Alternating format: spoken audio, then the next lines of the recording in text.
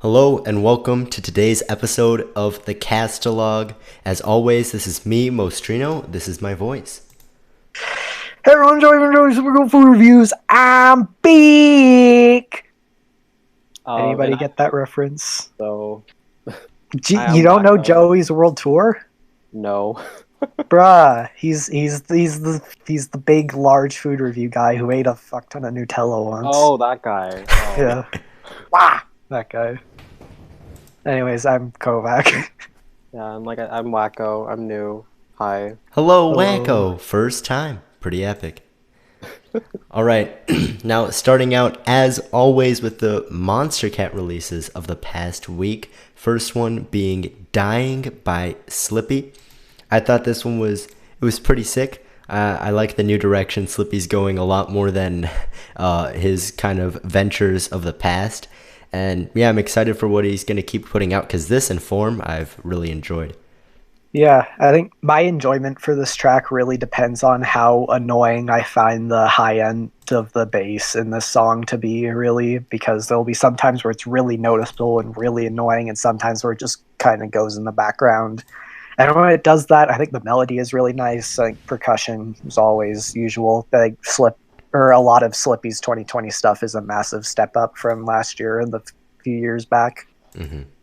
Yeah, definitely. Like, at least this, like the more recent stuff, I feel like I at least come back to way more often than like his other stuff in the past.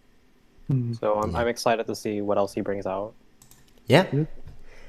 And then next one, the new Half an Orange and Nitro Fun collab called Arcade. As most people do, I find the vocals to be, and the lyrics as well, to be very, very unenjoyable. However, I know I'm probably in the minority here, but I do think that Nitro Fun's production is interesting, and I do enjoy the drops, but I don't think it was enough to save the vocals that Half an Orange brought in here. Yeah. All right. So this is one of two tracks because Sick Lizard couldn't make it. This is one of two tracks where he typed a script out. Mm-hmm. This is what he said. I mentioned in previous Castalogs that good production from other artists usually covered over a world of sins when it comes to Half an Orange, but I feel like an idiot saying that about Arcade. No amount of Nitro Fun production can cover over Half an Orange's awful vocals here. For the record, I think these are the single worst set of vocals Half an Orange has ever produced. He sings about the world being tough to live in, which is a valid topic that I can relate to, but he's a grown man. That's one of the biggest problems with their vocals in general, that they sing songs from the perspective of 9-year-olds, despite clearly having the authority of two fully grown adults. When he asks his mom, "Can I have some cash and a ride down to the arcade?" I'd like to imagine myself in his mother's position. Of course, my response would be, "No, you are almost 30 years old. Why don't you get a job and move out of the house, you fucking freeloader?" and what's more, Nitro Fun's added production is so lackluster and dated that it sounds like a shitty 2011 chiptune remix of a whiny, terrible folk song. Seriously, Half an Orange have managed to completely reverse all of the goodwill I gave them for the surprisingly okay year that they've been having so far. And I Thank you, Sick Lizard. I pretty much agree with that, except for I think that this year for Half an Orange has probably been their worst so far. Damn. Anyways. Nice. I have to agree with you guys here, and like the vocals and lyrics are definitely the worst that they've put out, like in general. I did not like any of it. And I didn't really think Nitro Fun like could save them this time too. Like the other collabs, I at least like really actually enjoyed, surprisingly, but this time it just was not it. Yeah. Then moving on to Wednesday's release. It's kind of wacky what happened with this one. It came out on Amazon and UKF exclusive. Oh, I forgot. And then they finally decided to put it out on the label and distribute it everywhere. The song I'm referring to, of course, is Butterfly Effect VIP by Kovacs. Now, I love the original. It's one of my favorite Monster Cat tracks of this year. And while I don't care for the VIP quite as much as the original, I still do enjoy it. I wouldn't ever listen to it over the original, but I think it's pretty solid. Yeah, throwback to the first episode where somebody asked about Butterfly Effect VIP, and I went, "No, it's an Amazon exclusive." Oh wait, it's on YouTube. Amazing. That's still a great moment. But the VIP, it really doesn't do a whole lot. It's in D&B tempo, and it has a new plucky synth lead. Yeah, that's about it. It's just not really much of anything. Yeah, to me, it's a song that exists. Yep. I mean, I do like the D&B style more than the original. It just felt better to me, but I mean, it's still nice overall. But I'm just like, it's here. It's Yeah, okay. it's literally music. Yeah. And then moving on to Thursday's release, the new, hope it's pronounced Tynan, that's how I've been saying it my whole time. The new It's Tynan good. release, Rockin'. And now that first drop is a certified slapper. I love it. I love the groove of it, and I think it works really nicely. I'm still a bit conflicted on the second drop. Some of the sounds remind me of the Dubloads remix of the drop, which I wasn't a fan of. But I think overall I quite like this. I'm hoping that Tynan continues to release some stuff on the label because, they've got some great stuff. They're a great artist. And yeah, I think overall, especially that first drop, I really enjoyed. I'm always really, really conflicted about a lot of Tynan's stuff because there's stuff like his Potions remix or his Eclipse remix or You'll Hate Me More Than I'll Miss You or like stuff like that. That's like absolutely amazing and like some of the best. Oh, it's Oh, Oh, hello. hello, Begis or Begis. I'm sorry. This moment right here. Hello. Are you guys recording? Yes, we're Yes. recording. yes. I was just Okay. talking about the Tynan. And I was just saying that, well, like some Thailand can be really good, but sometimes sometimes he misses hard. And unfortunately for me, this is kind of one of them. I think, especially sort of the bass used in the first drop is really sort of rough for my standards, and I don't like it. And the second drop, it sort of has three separate portions. The first two I really like, but then there's this third that's mainly dominated by this one vocal chop that sounds really, really out of sync in my opinion, and that just kind of throws off my enjoyment of the rest of the track. For me, I can't make up my mind if I like the song or not because like there's some really cool parts in it. Like I love the first drop and like some parts of the second drop I really enjoy, but overall like a lot of the sounds used are just kind of odd for my Yeah. listening. Like the one that sounds like a guy screaming almost. That Yeah. kind of threw me off. I'm just like, okay, that is here. And then like some parts of the second drop, I'm like, what is this? And then I'm like, oh, okay, I like this. And then it's like, what is this times two? So I'm just like, yeah, I like it over. I guess I don't know. It's a cool format at least, so I'm interested to see what else they have in store. Yeah. I mean, I heard like 30 seconds of the song. I haven't really been listening to anything, so that's why I haven't been showing up. But overall, I think it sounds cool from what I heard, but I could definitely see why people like would grow tired after a quick second after listening to it. I will say goodbye. Okay, See bye. ya. Okay. Well, nice. That was a little guest cameo, I guess you could say. So now, moving on to the final release of the past week from Monster Cat, the new Inverness and Jack Newsom track called I Remember. This one, I think it's all right. I mean, what they do isn't necessarily bad, but I just don't find it to be that interesting. I wouldn't see myself coming back to this one too much, but it's okay for what it is for me. Yeah, it's fine. I think the lead in the drop is cool. Jack Newsom as a vocalist, I think, is really, really boring and is just kind of a stand-in for Aaron Richards. That's like it. It's just such a nothing song to me. Yeah, it wasn't very like impressive overall. Like I did not resonate with the vocals at all. I was just like, no, this ain't it. And the drop was just, it was okay, I guess. But yeah, nothing that like great overall. All right. Then, moving on to the new Bitbird release from this past week, the new Camson track, Led by the Sun, featuring Savann. I don't have a clue on how I to think pronounce it's that. Savann. Savann? I don't, yeah. Somewhere along those lines. This one, I found the vocals to be all right. They weren't necessarily bad, but I didn't find them to be amazing. But really, the main thing that I really enjoy about this is like that chorus part, or in huge air quotes, the drop.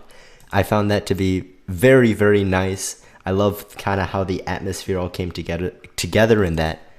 And yeah, overall, I quite like this one, and I do see myself coming back to this one. Yeah, I was really excited to talk about this because the vocalist featured, Savann, I've known, I think, longer than I've known a lot of Monster Cat stuff. like they're probably one of my favorite vocalists in EDM, and I think and also like one of the most underrated producers and musicians in the genre. So I'm really happy that they're on Bitbird, and of course, like my favorite thing of this track is the vocals. I think they work really, really well with Kamsen's more pop leaning production.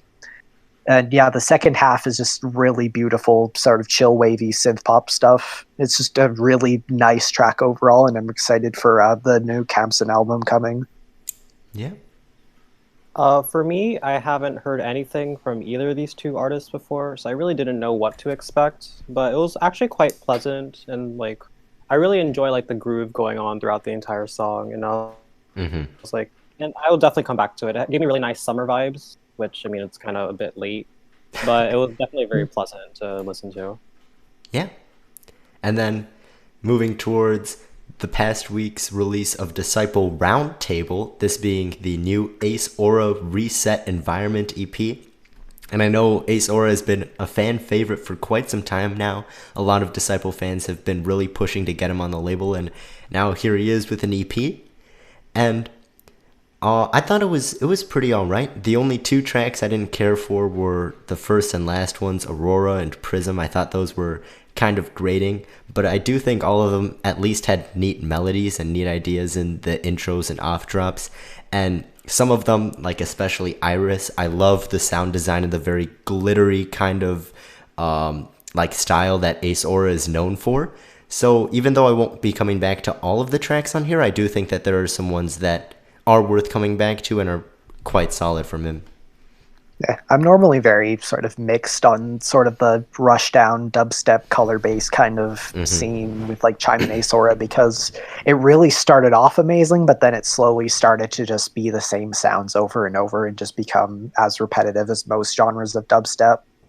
But this EP probably has given me the most faith in sort of the subgenre in a like long ass time. I think especially the second and third tracks that I'm currently forgetting the names. Perspective and Iris? Yeah, Perspective and Iris are absolutely like insane. And also like the two collabs are really Aurora and Hypersonic I also really liked. And yeah, it's also like currently one of like two Roundtable EPs that I've enjoyed. So there's that. For me, most of it just wasn't really like my type of music, just because I'm not that huge on like dubstep as a whole in general. Like throughout listening to all the songs, I just got like weird Chime vibes from it. I was like, it sounds like Chime but weirder ish, I guess. But I did really enjoy Iris and like Hypersonic. They are the standout tracks to me, but it was okay overall. Just most of it wasn't my type of music. All right. And then finally, last label whose past week's releases we're covering is Welcome Records. And in the past week, they dropped just one track, but it was a collab between Keizo, Reaper, and Quiet called Wait. Now, I'm going to start out with, I did not like the vocals at all. I really do not like the vocals in here. Even if the production was fantastic, it still really couldn't save those for me. So right off the bat, I don't think I'm going to be listening to this one at all again. But as far as the production goes, it was interesting hearing their styles kind of come together. But like I said, it's really not something I think I'm going to be coming back to anytime soon. To me, this track is basically just like a Reaper track. You slap a Keizo hardcore drop into the front of it, and then you put Quiet screaming over it, and then boom, you have the collab. Like the first drop sucks. It's almost like Little Texas, but without any of like the self-awareness or just raw, just fun of it. And just like it feels like it just drags. As you mentioned, Quiet's vocal performance is really, really bad, and just like it's just so like screamy and unappealing. It's screamo type crap that I've never been able to like. But then like the Reaper drops, like the two second drops that are very clearly Reaper are really fun. That's it. Yeah, like it had good momentum going into it, but the vocals just absolutely kill any like hype that builds up for me. So it's definitely a big miss, and I won't return to it. Yeah.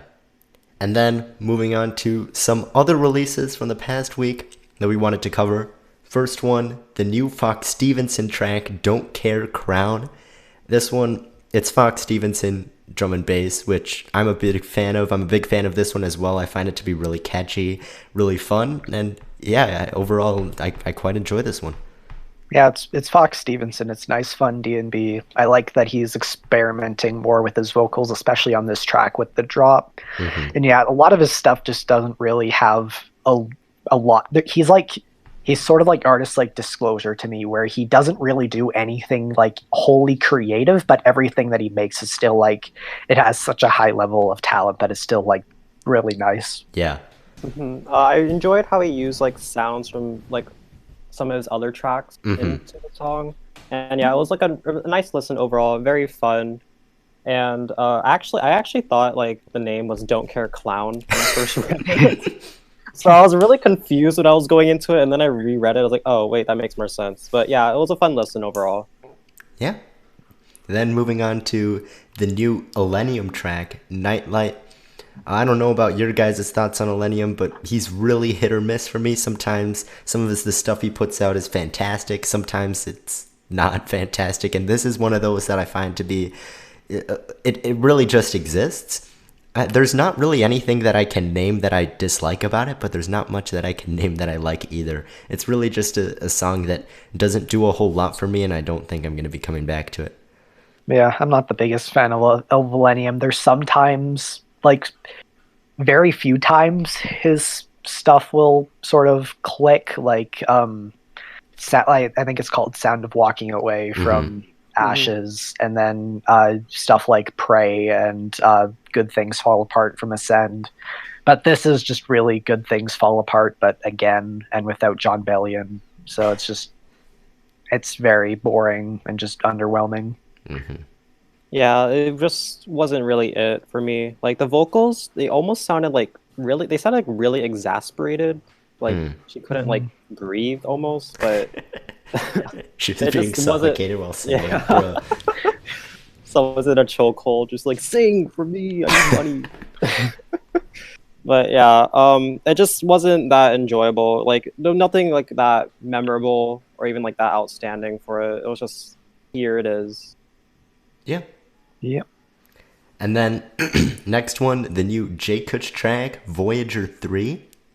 I think really all I can say is this is J Kutch music. He does a very good job of blending his newer style that he's trying to form with that's like a lot more soulful, especially with stuff like Curse, which takes a lot more to like the acoustic side, with his amazing sound design and production, and it's just a very, very enjoyable listen overall. All of his tracks blow my mind, and this is no different. Typically, I'm sort of J Kutch is another artist that I'm half and half on. I think his songwriting is amazing, his production is stellar, his use of now recently his own voice is really nice. What really sort of shoots him in the foot is his mastering and mixing. Because I would normally love J Kutch, but like at least half of his discography, I just like can't listen to. Like this one, where the first drop at like the high end is like distractingly out of place. This one was just, it sounds very sort of, I can't really put words on it, but just sounds very bassy yet like tinny. Not a fan of that, but the second half where it's just acoustic stuff and with J Kutch singing, that's really nice, and I like that. I really, really enjoyed this track. It was like it took me to like a different realm almost. Like if I just closed my eyes and like just listened to it, like it transported me somewhere. Like there's this color everywhere, and I just really liked it. Yeah, I'm trying to like I forgot what I was gonna say and all that. I got like huge like Marcios, is that how you pronounce it? I got like big vibes from him. I know who you're talking about, but I have no idea how to pronounce his name. Marcios? Is that it? Somewhere around there. Yeah. But the first drop in particular, like I got big vibes from that. Like it just sounded very similar to his style. But yeah, this was a knock out of the park for J Kutch as usual. All right. Then moving on to the new Porter Robinson track, Mirror. One thing that I really respect about Porter Robinson nowadays is that he's doing a fantastic job, even with just these 3 tracks from the album, of really crafting his style. Like, you can really tell what his style is now, yet at the same time doing something surprising and interesting and fresh with every release. And I think that this keeps it up, especially that stuttery part near the second half I thought was really cool. And yeah, overall, I find it to be really nice. It still hasn't, be clicked with me as much as the other two, just because I haven't gotten around to listening to it so much. But I still think that it's, it's a good follow-up to some of the stuff he's been putting out recently. Yeah, I really, really like this just because of how very serene and beautiful it is, yet it still has this sort of like the virtual self part of himself is still like underlying in like the glitchiness and sort of like 90s trance-inspired soundscapes. And then, yeah, it's just like he's, as you said, he's just really honed his style and his influences just in such like a stunning way. And also, I think, while this is sort of polarizing, I actually really like Porter Robinson, but like the high-pitched vocoded Porter Robinson. I think it, like, the way that he's vocoded it, it really adds a nice contrast to his natural voice, which, like, especially in Something Comforting, it works really well. And yeah, it's just, I love this track. It's just probably one of my favorite tracks of the year. This was a very beautiful listen throughout the entire song. I found it to be like a good song to like motivate myself, just because it has that like type of energy and flow that I can feel like, oh yeah, I can like do something to this song. Like, it makes me want to like be productive almost, in a sense, which I find to be great, obviously, because I really need it right now. But yeah, I really like this song overall. Like, I really enjoyed the vocals too. They're really fun to listen to. Yeah, and I was gonna mention, like you mentioned, with like the high pitched vocals.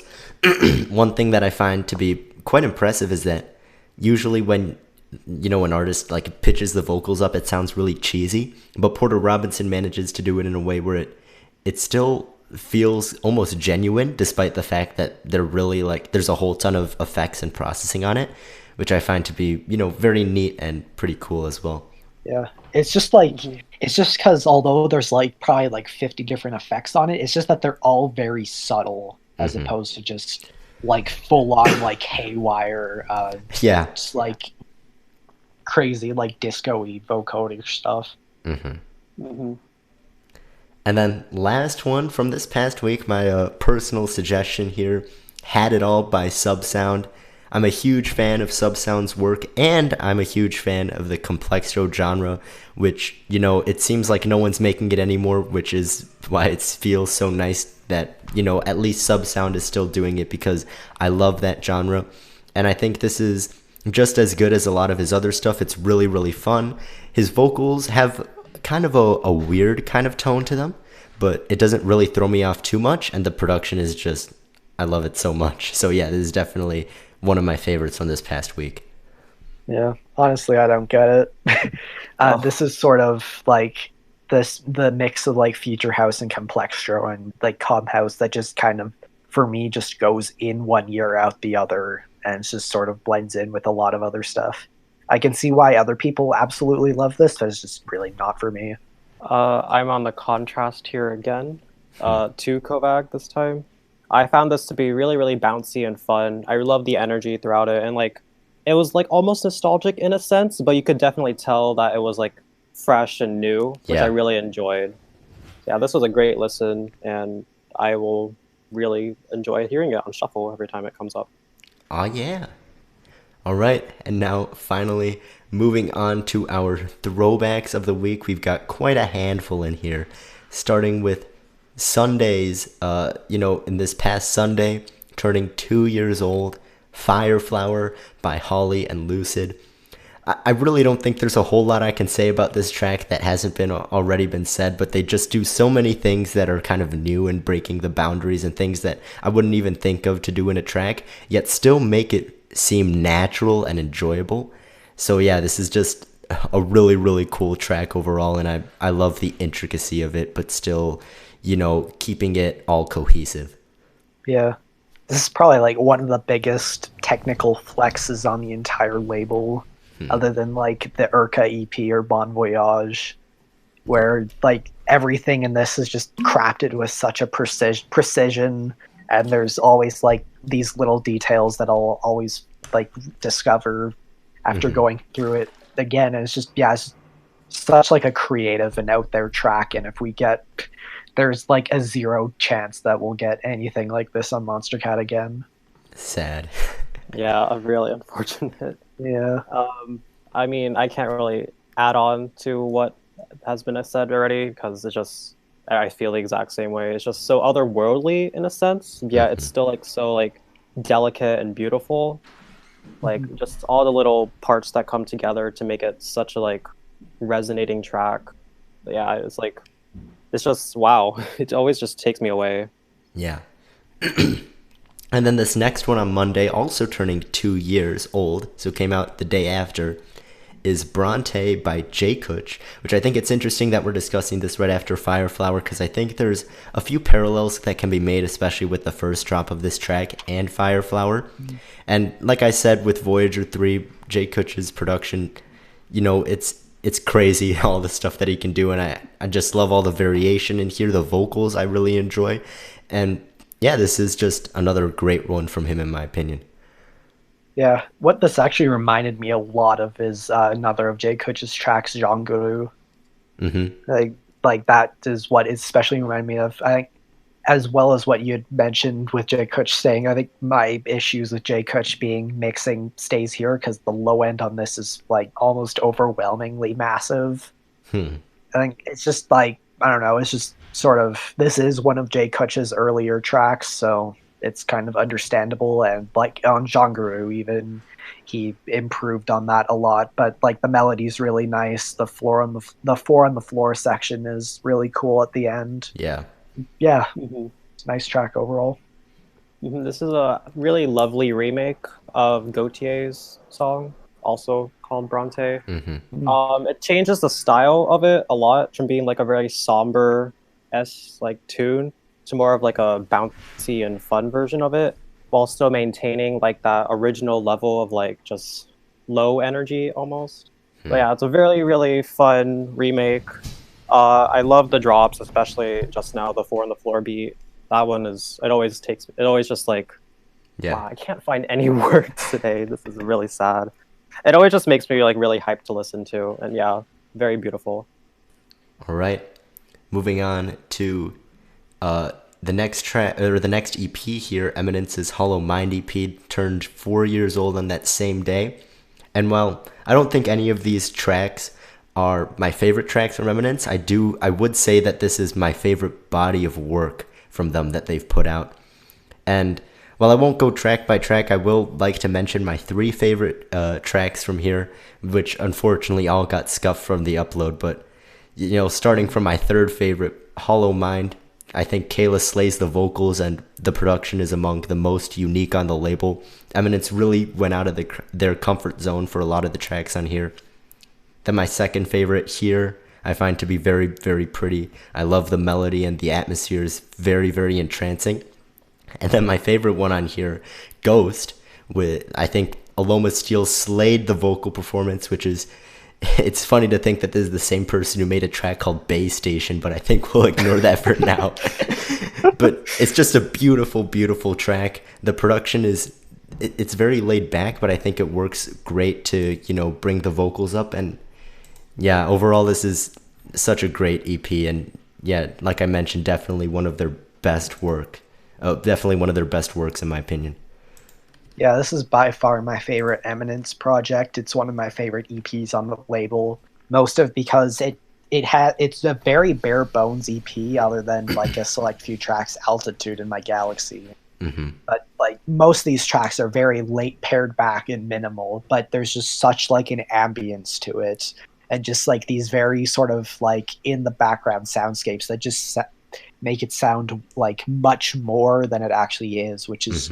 Like, it always is amazing, in my opinion. And yeah, like, Hollow Mind, like, when Kayla starts singing the chorus and, like, these, like, pounding sort of brassy synths start just coming in, it's just such an amazing feeling. Or, like, 2127 is probably, like, my favorite of the numbered tracks. I think it's just sort of that formula done down to, like, a science. I suppose. And then, as you mentioned, Ghost is like an absolutely beautiful track. Aloma Steel is amazing on it. The instrumentation really just feels like it just does enough to just support the vocals as opposed to just overwhelm it. Yeah. Sort of in like a, I don't know, like a Saving a Light remix where it's just like depressing lyrics and then bong bong bong bong. Bronte remix. Like also, yeah, like Aloma Steel's great on it. Shout outs to Tyler Maurer for writing some of like the best lyrics on the label. Yeah. And yeah, it's just an amazing track. One of my favorites on the label. Yeah, this EP is like, I agree, like their best work overall. Like they really stepped out of their like typical boundaries, and like at least in terms of like genres and like types of songs like that, and like they really like shined here, like, and all their vocal performances too like are absolutely phenomenal. Like you have like Kayla's incredible range and Aloma Steele's very beautiful voice. Like all these songs are just like really incredible for me. I really enjoy Ghost, as everyone else has mentioned. Like the vocals very pretty, very like, well, I keep saying pretty and beautiful. I just noticed that. Yeah, it's just really chill to listen to, and I love the backstory for the song too, with like that one person on Reddit, how they like made a song devoted for their fallen friend. I really enjoyed that like little like extra like touch that they added to it and like making the song. And I also really enjoy Here. It makes me feel like I'm falling almost, but like I know I'm gonna be safe still. Like it's just very serene and has such an ambience to it that I just really enjoy it overall. Definitely very stellar performance here. Yeah. And then on that same day, turning 5 years old, is the Chase It EP by World, which I think this is a pretty solid EP, but by far the highlight in my opinion is Little Too Close. I really love the melody there, and I think the vocals are great, and it's definitely one of my favorite, if not my favorite track that I've heard from World, but overall, I think this EP is great. A good display of his style, and, you know, quite a few classics on here. If I had to pick one word to describe this EP, it would be fun. Like it's very sort of upbeat, like happy and just energetic. Yeah, like every vocal performance here is really solid. For like, normally I'm not a fan of Richard Caddick, but whenever he's with World, it's just like something about World's something about World's like songwriting and production style just meshes so well with his voice. That is just like, it's like unlike any other artist. And yeah, Little Too Close is an amazing track. My one real complaint with it is that I think actually like call back to the Porter Robinson track when I was talking about vocoding. I think the vocoder stuff on style I think is a bit too much and just overwhelming for the track. Yeah, this EP is very vibey and just fun to listen to. For me, my standout is Chase It. I love the infectious energy that goes throughout it. It's very upbeat, very fun to listen to. It always puts a smile on my face whenever it plays. Everything else is still very good and pleasant too. So yeah, definitely a great EP from World here. Very fun. Yeah. Then moving on to Tuesday's throwbacks, only two here. First one, turning 3 years old, is Without You, featuring Victoria Zaro by Grant. And I guess, you know, Nevo and Conroe may have done their little touches in there too. Yeah. But, you know, Grant's kind of style really shines through here, and you know, it's a really enjoyable track. The sound design is very good, and I love the usage of the vocals in the drop. I think they work very cohesively. So yeah, overall, I know I mentioned this earlier, but this is definitely my favorite of the Uncaged collabs, even though it's technically the only Instinct one. But yeah, it's a really solid track overall, in my opinion. Yeah, I think this has pretty much like the same problem as all the Uncaged collabs, where one artist kind of just dominates the whole thing. In Unity, it was, in my opinion, Rogue's like heavier style that sort of took over. On this one, it's Grant, and on the third one, it's like Muzzy. Featuring Katie from Covenant is basically it. Yeah, with Katie from Fate's just not there. Yeah, really. Yeah, Fate probably like did the melody on the third drop, and that's about it. Fate told them to turn up the volume. Yeah. but like, yeah, regardless of that being said, Grant is an amazing producer. Like, his sound design is great. And like, although I can see like like especially Inevo's production on like the guitar parts in the off drops and in the like the main chorus, I think is really nice. And Conroe's a lot of this is like when Conroe wasn't good, so Yeah. it's sort of like his like influence on like the second drop isn't great. But if we waited like 2 years, we could have had Conroe on vocals, and that would be nice. Oh, Yeah, that would be nice, something. actually. For me, honestly, this is like I think my least favorite from the mega-ish collabs that they did. Like, it's a nice listen overall, but it just doesn't really do a whole lot for me. The vocals are very good, I'll give them that, but just overall, it just doesn't really like do anything for me. But it's still a nice song. It's just it doesn't like have any impact for me. All right. Moving on, Kovacs special suggestion for the for the throwback. This is going to be our oldest throwback we've covered yet, turning 17 years old. This track is older than me. Freak by LFO. I mean, I'll just say this, that when you listen, you can definitely tell that it's 17 years old. You know, a whole lot of stuff is all over the place, and yeah, I'll be honest, I don't see myself coming back to this one, but I gotta give it some credit for being 17 years old. I haven't heard a lot of EDM tracks from that era, but you know, this one, it's better than the Wales EP, and that came out 17 years after, so I'll have to at least give it that. On the contrary, this was for the longest time in my top 150 songs of all time. I think it's like 151 or 152 now. Sort of, it's dropped a little bit, but this is like my favorite techno track, period. I think, especially what takes this song to like another level is the second half, where you have this main lead sort of like this really visceral sort of like pounding noise that sort of just jumps from left right channels. It's just like it's such a punch to the face, and it's like the best way possible. Like, this is like, I just love it because of just how like aggressive and just like manic it is, I suppose. And like everything about it, I can see why people would absolutely fucking hate this song because there are certain parts that I could see people thinking it could go on for too long or just is too irritating. I think it just has that perfect like match of just absolute like disorientation that I love it. For me, yeah, you can tell the song is definitely pretty dated.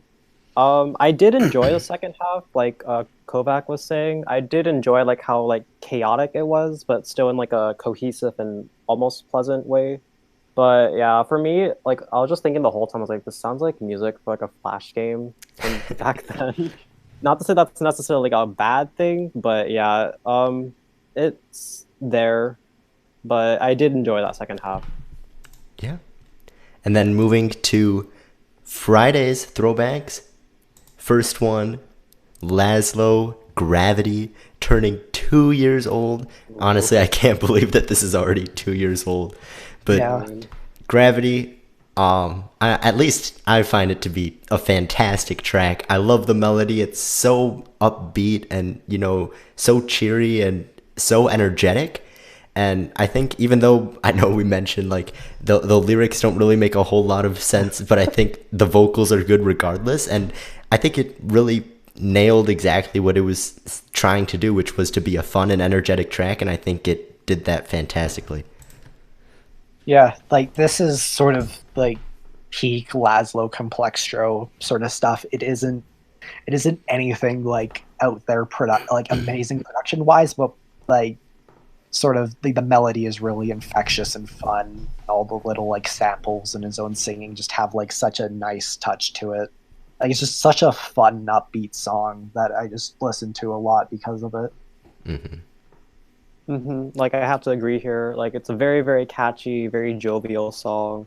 Like, it just makes you like want to like bounce along to it because Yeah. it's just that like fun to listen to.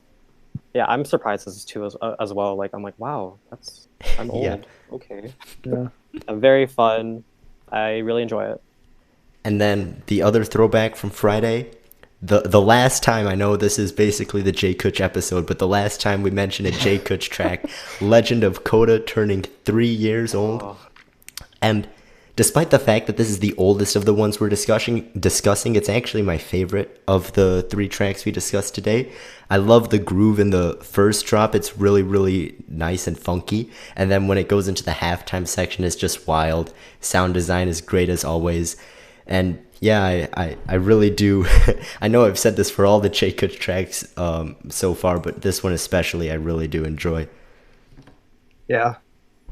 This is sort of like, because I mentioned on Voyager 3 that there's too much high end, on Bronte there's too much low end. This is like perfect mixing. Like this is it's nice. And Yeah. like all of like sound design is on point. All the melodies sort of like flashing by are so like fun and upbeat. And yeah, like this is one of my favorite Jay Kutch tracks and one of the ones that I listen to a lot because of it. Yeah. Like this sounds like very, very fresh for being 3 years old still, and I love the dynamic and engaging soundscape that Jay Kutch has created throughout this entire song. Like going through different places with the like house beat first drop, and then like the more trap beat second. Like it's very, very catchy and very well crafted overall. This next one, unfortunately, Sick Lizard could not make it today because this next throwback from Saturday, turning 4 years old. I can't believe it. 4 years old. Airglow by Laszlo. This is Sick Lizard's favorite track on the label, and I know Kovac, you covered his rant with Arcade, but I'll give his little thoughts on this one that he left for me to read. So, Airglow. This is from Sick Lizard. This is seriously the perfect song. Everything here adds up. It's simple in its theming, yet complex in its execution. It takes a melody and lead that could get I think he meant to say stale if Laszlo didn't know what he was doing, but applies so much variation to it that it sounds fresh every single time you listen to it. This song single-handedly got me into EDM when it released, and I've never looked back since, by far, both from a nostalgia point of view and just on the merit of being an extremely well-made and thoroughly enjoyable track. This is without a doubt my favorite song on Monster Cat, and perhaps maybe of all time. And now, while I don't enjoy it quite as much as that, I do really, really enjoy this track. The first drop is really funky, but really what sells it for me is that second part where it goes into like a whole lot more upbeat kind of territory. It's really, really catchy. A whole ton of variation, as Sick Lizard mentioned. And yeah, this is just another great one from Laszlo, and it's kind of crazy to think that it's already 4 years old. Wow. Yeah, it's the distance between Airglow and Gravity is the same distance between Gravity and Now. Yeah. Which is whack. Oh my god. Hey, that's me. It is. But anyway, like for Airglow, I think this is like 80s nostalgia bait, but done in the best way possible. Like it very obviously, especially with the cover art and visualizer, it very much has like this late 80s, early 90s aesthetic to it. And like all the sounds have like this sort of light vinyl crackly bit to it. Yeah. But it's just like it still has Laszlo's knack for writing like infectious melodies and just like having these like really fun yet like off sections that still feel fitting to the original sound. Yeah, it's just overall a really like a lot of Laszlo's stuff. It's a really fun track, and the production still sounds up to date now despite being an 80s throwback. Yeah. Like this song is phenomenal all around. Like I really enjoy how engaging and like unique the sound is for this song. Like it's very dynamic and as whoa stutter. It's very dynamic and how like it like adds on to what it has, yet still like goes back to like its roots at times. Like I'm talking notably like the flute, how it plays in like the drop part, and then it goes so back good. Like it's still present in like the more funky part of the song. Like I really enjoy how like it does that with the style that is going on while still maintaining like its high energy and enjoyability all throughout. Yeah, it's crazy to think that this is 4 years old too, because I remember like distinctly like when this came out, I Yeah. was listening to it like on repeat, just like in my like freshman year of high school art class. Like, cause my headphones are broken, so I just have to play it quietly and hope no one would judge me. And now like I'm in like a college dorm, and that's just crazy to think like how this is already 4 years old. Like time is going by so quickly. Yeah, definitely crazy. And then this last one, 6 years old, Snowblind by AU5 featuring Tasha Baxter. This is one of the most popular tracks on the label, and even though I don't think it's one of AU5's best, I definitely think that it's up there for good reason. It's very iconic. The melody, I love it. I know I mentioned this earlier, but that hands up section, that 4 on the floor section is by far my favorite part. It's fun, but it also kind of keeps that emotion going. And Tasha Baxter's vocals are great. And even though AU5's sound design in this track, his sound design from 6 years ago doesn't even hold a candle to what he can do now. It's still better than like half the Uncaged tracks we're getting nowadays, which really just goes to show like how crazy of a producer he is. And this track, it really just does it all. It has his melodic sections that he's known for, and his sound design that he's known for, and there's a whole ton of variation there. And there's some nostalgia thrown in there too. So I even, like I mentioned, this isn't close to his best in my opinion, but I still love this track and come back to it from time to time. Yeah, like holy shit, like a song with like this heavy production is 6 years old. Like, yeah, he's, I don't know, AU5 is just like a wizard when it comes to production. Really, it's just like he's amazingly talented. Like in the drops and whatnot. I will say though that his songwriting, especially in the intros and builds, is definitely improved a lot over time. I think, like especially the intro to the song, I feel sounds really basic and generic, and sometimes will turn me off from a normally amazing song. But yeah, it's just like the drops are absolutely insane, and I think Tasha Baxter does a good job on vocals. Yeah. Mm-hmm. Unfortunately, this song is like fallen off over the years I've been listening to it. Like it's still very, very good, but my personal enjoyment has gone down. But needless to say, this song is still very, very incredible, especially for how like good it sounds still while being 6 years old. Like you said, Moz, my favorite section is the hands up part. Like I wish it like at least repeated itself or like had that type of style again in the song, because I would really, really enjoy it again if it did that. Because I just love the energy that goes throughout that section. And the drops are still like very, very like well crafted and like heavy hitting. And I do enjoy the vocals here too. I prefer them here than I did in Tut Tut Child's Just a Dream. Like they just had a better delivery here for me. But yeah, this is still like a really great track to listen to.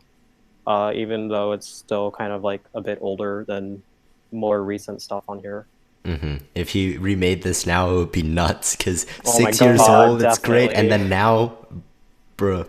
And yeah, on the topic of Tasha Baxter, I know you mentioned her. She's only appeared twice on the label, I think, but her performance as well in Black or White and by Camel and Crooked is also very, very good. So I think she's a very solid vocalist, and I think she does this track a great service, even though AU5's production is already amazing. So that that wraps it up, our whole list. We zoomed through this at record time, but that's that's how it is. Anything you guys want to last minute mention before we close this up? I listened to Nostalgia Critics The Wall like 2 hours ago, and now I want to die. I have That's about a it. chemistry class in 7 minutes, which will probably Nice. make another Good meme luck. out of my professor. Amazing. So I'll just say it. So last time, so he was just doing like a slides, like PowerPoint presentation for us. In one particular section, we're like talking about like mass and density. So he's using like the example of like sig figs and like lesser production scale versus like a more like expensive and better one overall. Yeah. But he had like this pistachio on it that looked very photoshopped. And then it was just that those two pictures were just present in like so many slides after that. Oh my god. some people in the class Discord just like kept memeing on it, like we were talking like, oh, Pistachio, where's it gonna be next? And then like we always just like screamed whenever it appeared again. Eventually it got to the point where someone cropped out the Pistachio and like made it their profile picture on Zoom. And then like I made like wait, it's all Pistachio? It always has been. I made that meme for it just because I was like, oh my god, this is perfect for it. And it's like, yeah. So I'm excited to see what Pistachio lies in front of us for this class. Yeah, that class sounds like a blast, I'll say. Yeah. All right, anything else to add? I know if Sick Lizard was here, he would have certainly told us to eat the rich, but he could not make an appearance today. All right. Thank you guys for tuning in to today's episode of the Castalog. That about does it for this week, and I hope to see you guys next time.